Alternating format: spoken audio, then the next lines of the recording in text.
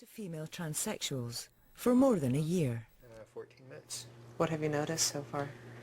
Face is smoother, skin is softer, the body hair actually is reduced a lot, and beard seems to grow actually slower, about half as fast. I don't know, maybe that's just wishful thinking on my part. I mean, I do think that it could slow down. Michael is going to speed up the changes to his face by having his beard removed by electrolysis. It is essential to remove the beard. It not only gets rid of the 5 o'clock shadow, but it changes the texture of the facial skin as well. Yeah, if you can imagine somebody sticking electric needles in your face, I don't imagine it feels very good. I'm going to insert the probe into the follicle. I'm starting you out at a good, moderate current. If you felt pain, An electric current is passed down a needle inserted into each hair follicle. that hair just slipped out, no resistance.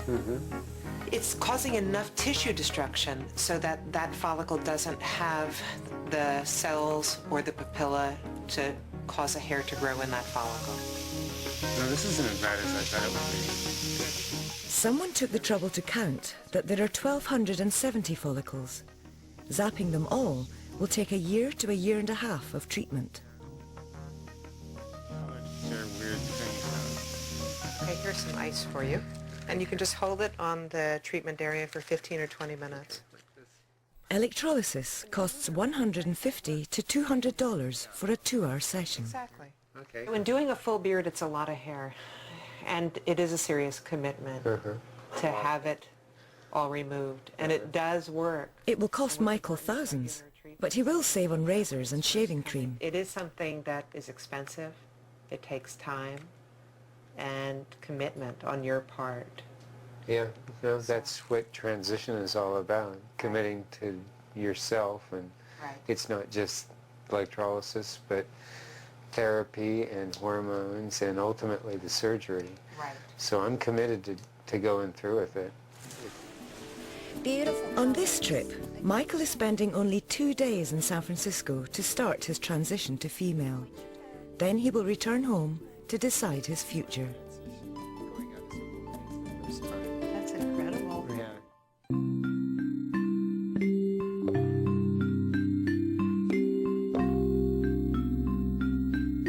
As a small child, Wendy didn't know there was a difference between boys and girls. When she did find out, she assumed she was a boy, but was told she was a girl. From that moment, there was a problem. Nature goofs sometimes. There's glitches. I couldn't find my place because I was in the wrong place to start with. But you can move forward if you know which way you're facing. Wendy is now Lucas. For years, Lucas felt out of step with the world because his brain and his body were not in sync.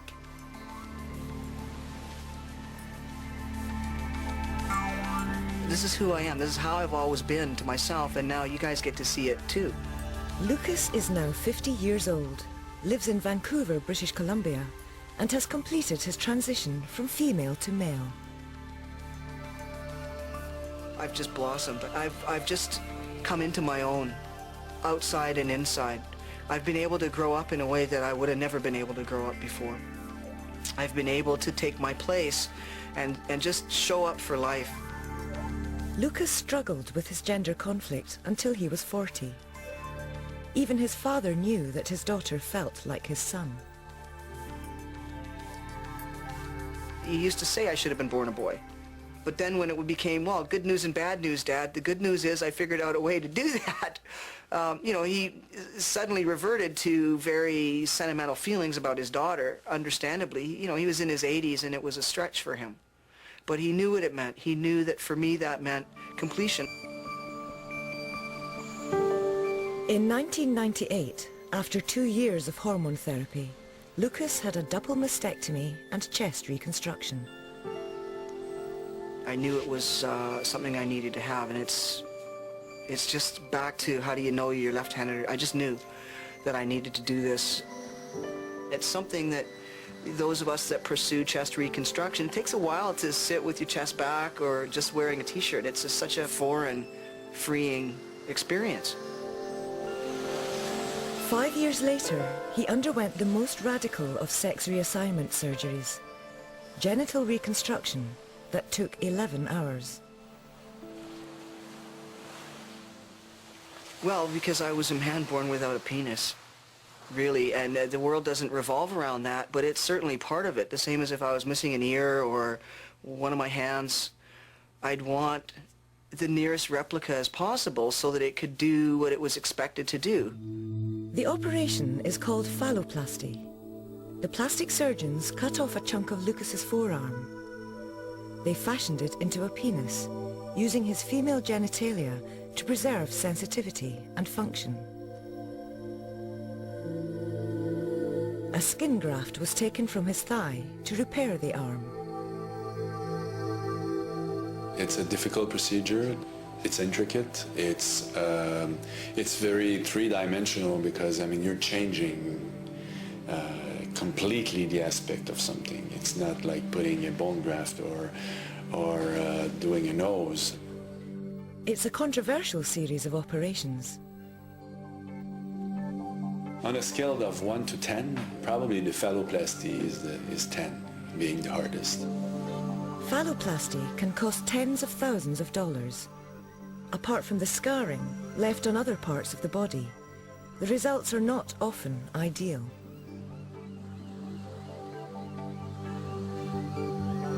My closest friends were worried about me because they were concerned that I was going to do something irreversible and it was going to again be not the right thing. There are other choices for female to male transsexuals. Jameson Green chose to have a metaoideoplasty. Put simply, the surgeon creates a smaller version of a penis from female genitals. If you want a phallus that has natural erectile capacity, you're going to end up with a 2 to 4 inch phallus because that's what metoideoplasty can produce. And that's the basic difference, is size and erectile capacity. Lauren Cameron was also once female. He decided against any genital surgery. Chest modification and testosterone made him the man he is today. You know, we all have this gender discomfort, this body discomfort in degrees. And there's a whole range of people. The guys that go for the metoideoplasties are a little bit more uncomfortable than I am.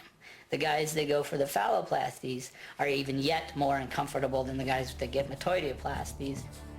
Some guys who feel like me, who say, oh, I'll never get genital surgery, some years down the road might decide otherwise. So it's a process. You know, technology is ever changing, and some of us are just waiting it out. We're waiting to see. Well, God, things are happening very quickly. What will things be like in 10 years? I might have a whole different option. Lucas felt his transition would not be complete unless he went the whole way. For me, my sense of self as a man involves having all the accessories. This is all about my journey and what I need to feel fully like a man. I need you to sit up and face me. Okay. Genital surgery is not on Aidan's mind. Sit up real straight. The only thing he's thinking about is a new chest. The straighter you are now, the straighter everything. Oh God, pressure's on, right? It's all on you. Dr. Michael Brownstein is a leading chest reconstruction surgeon. I definitely understand why my patients want this operation, and I've learned over the years to appreciate how important this is to them. I feel great. I feel pretty relaxed. I feel a little nervous, but very confident. Just hopefully not too much pain is really what I'd like. Okay, we've been cleared for takeoff, so Okay, good. put your seat 3 tables in the upright position.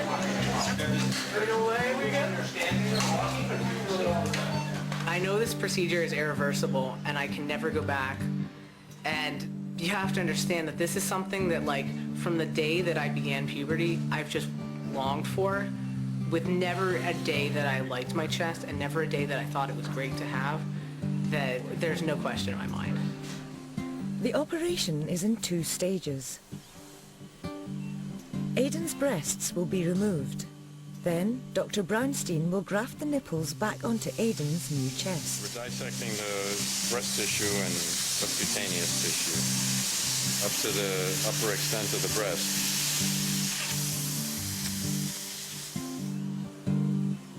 We'll be finished closing the incisions, and then we'll mark out location for the areolar grafts. Just try to get it as symmetrical as possible. Joanne, you want to check this? Aiden's new nipples will be the size of a nickel, because that's what he uses to measure them. Not bad, huh? No, not bad. I think the goal is to make the chest as natural as you possibly can and as unremarkable as you possibly can. I mean, you can't avoid scars. That's one of the penalties of surgery. 2.5 hours later, Aiden's new chest is finished. So we finish suturing in the graft, and the operation's complete. It's very important to these patients that they have the surgery to facilitate their transition from female to male. I think without it, it would be almost impossible. I think it's a crucial operation, and I'm glad to be able to do it. Aiden will take a few weeks to recover fully, but then he will appear more like the man he's always known he was.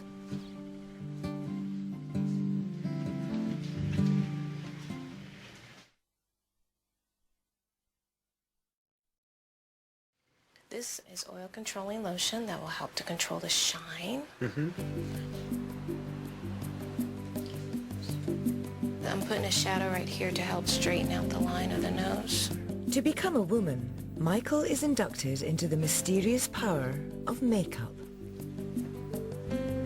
God, that is just huge. I cannot believe you can do that with just makeup and, it's just amazing. This makes an amazing difference in your body shape. Sure does. And the balance of your hips. It's part of the course from the style counsellor, Anne Grogan. The back bow's facing your back, and then open up your bow. When first I met Michael, he walked very quickly. He headed in a beeline for products. He grabbed at things. It was much more abrupt movement, much more linear. I saw it. We were walking down that aisle. Boy, we were going shopping just like a man shops. Let's go for it. Let's get it done with and over with. This is a great kind of a piece of jewelry for The you. gender makeover covers everything from dress sense and makeup, voice work, and body movement. That center line when you practice. So women tend to walk like that. By the conclusion of the salon today, I saw Michelle standing back, being softer, taking her time, learning to be a little more conscious of herself in the world and how she moves through the world. You have wonderful natural body movements, and you've picked it up very, very rapidly, quite frankly. Well, it feels Much really better natural. than I expected. This is just reaching inside yourself and letting the softer side come out. Right. It's Michelle's on the outside That's now. it. She is you. Yes. For many male to female transsexuals, the defining moment in their transition is facial feminization surgery. Facial feminization surgery is a surgery to change a masculine skull to a female skull, getting rid of the masculine characteristics. And when one does that, the feminine face shows through. Elizabeth underwent a series of facial operations 2 years ago to complete her transition to female.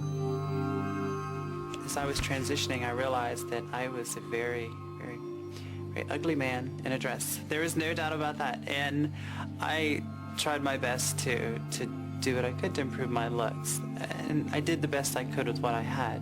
So that's why I decided to go to Dr. Osterhout. She became one of Dr. Osterhout's star patients. In feminizing Elizabeth's scalp, we cut away the prominence of the forehead. My nose, he gave me a nose job. We set the nose back into a female position. Redesigned my chin, my jawline.